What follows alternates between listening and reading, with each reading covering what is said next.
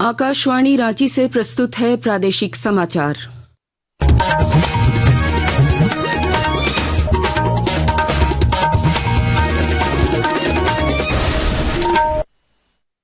नमस्कार।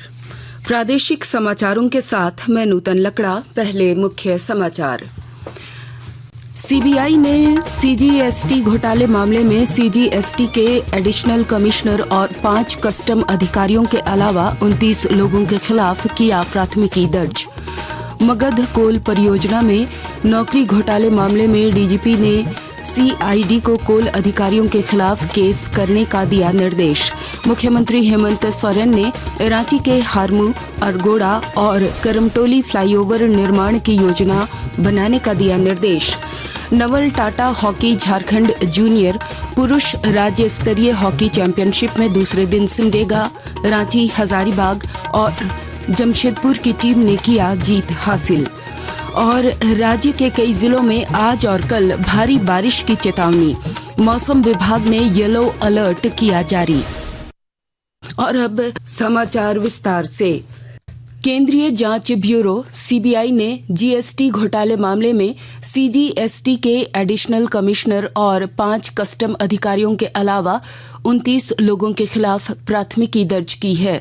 शनिवार को झारखंड के जमशेदपुर समेत बिहार के पटना, पूर्णिया, नालंदा और मुंगेर के 7 ठिकानों पर छापेमारी की। छापेमारी में जमशेदपुर स्थित एडिशनल कमिश्नर के आवास से सोने की 7 छड़ों और इसके अलावा दस्तावेज बरामद किए गए हैं। बता दें, यह घोटाला वर्ष 2021 से 2023 के बीच किया गया है। चतरा के मगध कोल परियोजना और हजारीबाग के केरेडारी स्थित चंद्रपुरा ओपन कास्ट कोल परियोजना में जमीन अधिग्रहण के मामले में बदले में नौकरी देने में गड़बड़ी सामने आई है।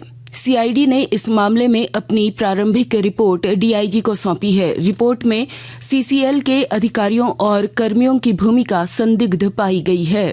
डीजीपी ने इस मामले में सीआईडी को केस दर्ज करने का निर्देश दिया है। मुख्यमंत्री हेमंत सोरेन ने रांची स्थित हारमू, अरगोड़ा और करमटोली में फ्लाईओवर निर्माण की योजना बनाने का निर्देश अधिकारियों को दिया है। उन्होंने पथ निर्माण विभाग को निर्माण की दिशा में तेजी से कार्य करने को कहा है। वहीं उन्होंने पलामू में 4th ग्रेड की नियुक्ति पर रोक लगा दी है। वित्त मंत्री राधाकृष्ण किशोर के आग्रह पर यह कार्रवाई की गई है। पूर्व मुख्यमंत्री रघुवर दास अपने 2 दिवसीय संताल परगना के दौरे पर हैं। दुमका परिसदन में पत्रकारों से बातचीत करते हुए उन्होंने हेमंत सरकार पर जमकर निशाना साधा। साथ ही उन्होंने सरकार से इस बारे में कैबिनेट में पेसा कानून लागू करने की मांग की। उन्होंने कहा कि ग्राम स्वशासन के लिए पेसा कानून जरूरी है, जिससे ग्रामीण समाज सशक्त होगा, यहाँ के आदिवासी सशक्त होंगे। पेशा नियमावली लागू करने के लिए कुछ लोगों ने हाईकोर्ट भी गया और हाईकोर्ट ने भी आदेश दिया कि 2 महीने के अंदर पेशा कानून नियमावली बने। हाईकोर्ट का भी आदेश सरकार ने नहीं मानी, तब कोर्ट ऑफ कंटेम्प्ट हो गई, जिसमें हमारी राज्य के मुख्य सचिव अलका तिवारी भी हाजिर हुई और इस तरह सारी प्रक्रिया पूरी हो गई। इस पेशा कानून के अंतर्गत जो हमारा जनजाति समाज परंपरागत स्वशासन रूढ़िवादी व्यवस्था जो चली आ रही है उसको स्थापित करने का प्रावधान है। सिमडेगा उपायुक्त कंचन सिंह की अध्यक्षता में पद्म पुरस्कार 2026 से संबंधित प्राप्त प्रस्तावों पर विचार विमर्श के लिए बैठक का आयोजन किया गया। बैठक में शिक्षा, कला, खेल, अन्य क्षेत्रों में उत्कृष्ट कार्य करने वाले व्यक्तियों के नामों की अनुशंसा के लिए प्रस्ताव मांगे गए। इस कार्यक्रम में खेल क्षेत्र में विशेष योगदान के लिए असुंता लकड़ा हॉकी खिलाड़ी का नाम प्रस्तावित किया गया। भारतीय राष्ट्रीय कांग्रेस की युवा शाखा भारतीय युवा कांग्रेस यूथ कांग्रेस ने झारखंड में युवा कांग्रेस के संगठनिक चुनाव शेड्यूल की घोषणा की है। कांग्रेस झारखंड प्रदेश में ब्लॉक, विधानसभावार, जिला और पूरे राज्य स्तर पर अपनी सदस्यता और पूर्ण संगठनात्मक चुनाव आयोजित करने जा रही है। युवा कांग्रेस झारखंड के नेता उज्जवल तिवारी ने बताया कि झारखंड युवा कांग्रेस के नामांकन अभियान अभियान 27 जून से 3 जुलाई तक चलेगा। इस चुनाव में भाग लेने के लिए 18 से 35 वर्ष होना अनिवार्य है, जिसका कट ऑफ डेट 28 जून 1990 से 27 जून 2007 है। आकाशवाणी के ताज़ा तरीन समाचारों के लिए आप हमारे वेबसाइट news.air.gov.in पर लॉग ऑन कर सकते हैं। ताज़ा समाचार X handle @AIR news alerts और Facebook page All India Radio news पर भी उपलब्ध है। आप प्रादेशिक समाचार एकांश के एक्स हैंडल @AIR News_Ranchi और Facebook page Akashvani news Ranchi, Instagram page तथा YouTube channel AIR news Ranchi पर भी हमारे बुलेटिन सुन सकते हैं। प्रादेशिक समाचार आप आकाशवाणी रांची से सुन रहे हैं। लोहरदगा जिले के सभी पर्यटन स्थलों को विकसित किया जाएगा। उपायुक्त ने पर्यटन स्थलों में सुरक्षा कर्मियों और सफाई कर्मियों की नियुक्ति कराने का निर्देश दिया है। विस्तृत ब्यौरे के साथ हमारे संवाददाता। लोहरदगा जिला के पर्यटन स्थलों को विकसित करने की कवायद एक बार फिर तेज हो गई है। पर्यटन स्थलों में सुरक्षा कर्मी व सफाई कर्मी की नियुक्ति करने का निर्देश डीसी डॉक्टर कुमार ताराचंद ने दिया है। उपायुक्त ने जिले के पर्यटन स्थलों तक पहुंचने के लिए पथ प्रदर्शक व पर्यटन स्थल की विशेषता बताने वाला सूचना पट जल्द से जल्द लगाने का निर्देश भी संबंधित कार्यान्वयन एजेंसी को दिया है। लोहरदगा जिला के सेन्हा प्रखंड के अधिसूचित पर्यटन स्थल धरधरिया जलप्रपात के पास शहीद जवानों का शहादत स्थल जल्द से जल्द तैयार करने का निर्देश संबंधित एजेंसी को दिया गया है। गोपी कृष्ण कुंवर, आकाशवाणी समाचार, लोहरदगा। जमशेदपुर के बिष्टुपुर स्थित विमेंस कॉलेज में 1.5 साल तक पढ़ाई करने के बाद अब कॉलेज प्रबंधन ने उन्हें सूचित किया है कि कॉलेज में अब इंटर की पढ़ाई नहीं होगी।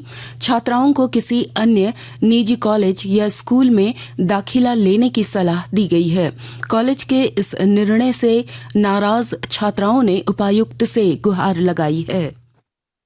हम लोग का जो 11 का पढ़ाई था वो वुमेन्स कॉलेज से ही हुआ। अब 12 का जो पढ़ाई है, पहले तो हम लोग को ये चीज बताया नहीं गया था कि जो 11 पढ़ा देंगे और 12 के लिए हम लोग को कहीं और शिफ्ट करेगा। अभी हम लोग को बताया कि 12 जो है हम लोग को 6 महीना के लिए सरकारी स्कूल में शिफ्ट कर रहा।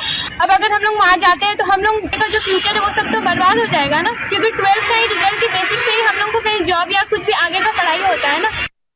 20 से 24 जून तक आयोजित नवल टाटा हॉकी झारखंड जूनियर पुरुष राज्य स्तरीय हॉकी चैंपियनशिप के दूसरे दिन 4 लीग मैच हुए। इसमें सिमडेगा रांची हजारीबाग और नवल टाटा हॉकी अकादमी जमशेदपुर की टीम ने जीत हासिल किया।